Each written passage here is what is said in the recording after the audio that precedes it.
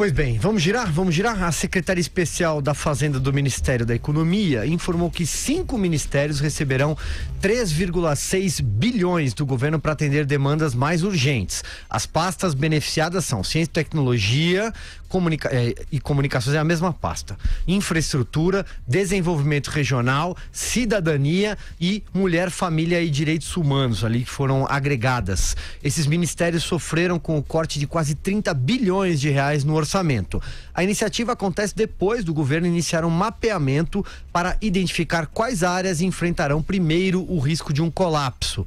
Para conseguir fazer esse remanejamento, o governo precisou apertar ainda mais o cinto em outras áreas. Principal alvo, Ministério da Educação, olha só, contingenciamento adicional de 1,59 bilhão, 1,5 bilhão, elevando o bloqueio total a 7,4 bilhões. Outras áreas que sofreram cortes: defesa, economia, justiça e agricultura. Ai. E aí, Carlos Andreasa? Silvio, independentemente de qual seja o governo, qualquer um que estivesse nesse lugar se defrontaria com este problema particular, que é a falta de recursos, a falta de capacidade de investimento, o estrangulamento da máquina pública. É uma das razões, talvez a principal, para que se faça uma reforma da Previdência. Qualquer governo que estivesse agora à frente do país teria que se virar com uma reforma da Previdência. Podemos discutir qual seria, mas o governo está estrangulado.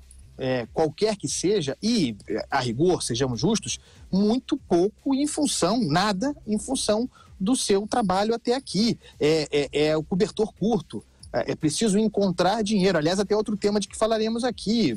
O governo precisará, em função inclusive do teto de gastos, para não incorrer em responsabilidade, em crime de responsabilidade, o governo terá de pedir geração de dinheiro para o Tesouro Nacional, para poder pagar as contas previdenciárias, as contas dos benefícios. Então, é um momento muito difícil para o futuro do Brasil, do Estado brasileiro, como máquina. O colapso é contratado daqui até o final do ano, Silvio.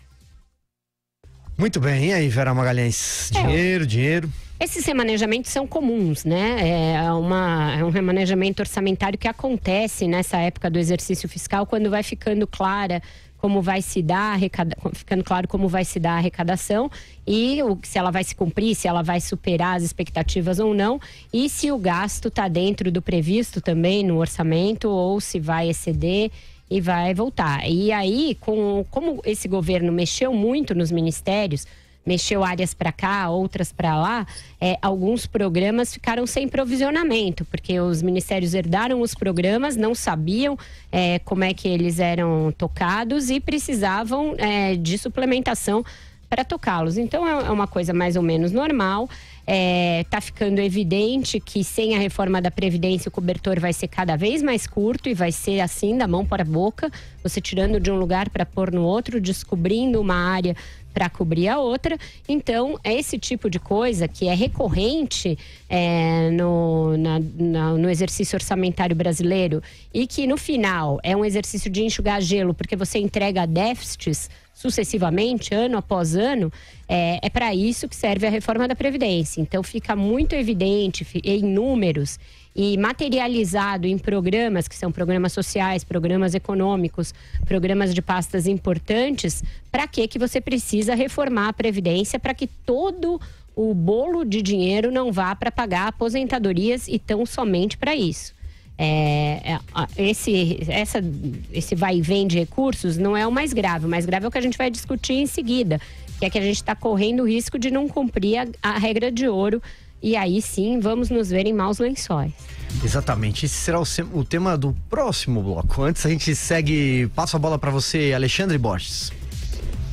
Bom, foi muito importante o que foi frisado em relação à curva de despesas do orçamento. Quer dizer, claro, o Brasil está num déficit horroroso e a gente precisa melhorar. A reforma da Previdência é a mais importante para controlar custos, mas a gente também tem que mexer na curva de receitas, né? Então, Por exemplo, é interessante a gente estar olhando o que está acontecendo nos Estados Unidos, com a economia bombando, um recorde de criação de empregos, o PIB americano bombando. Por quê? Porque foram feitas reformas liberalizantes. Claro que tem todo um contexto que a gente precisaria de um programa inteiro aqui de 1 hora para analisar tudo que influencia o resultado que está acontecendo nos Estados Unidos. Mas não há dúvida que desde que o país, a América, começou a apontar para reformas mais liberalizantes, que abrissem mais a economia, que menos regulação, menos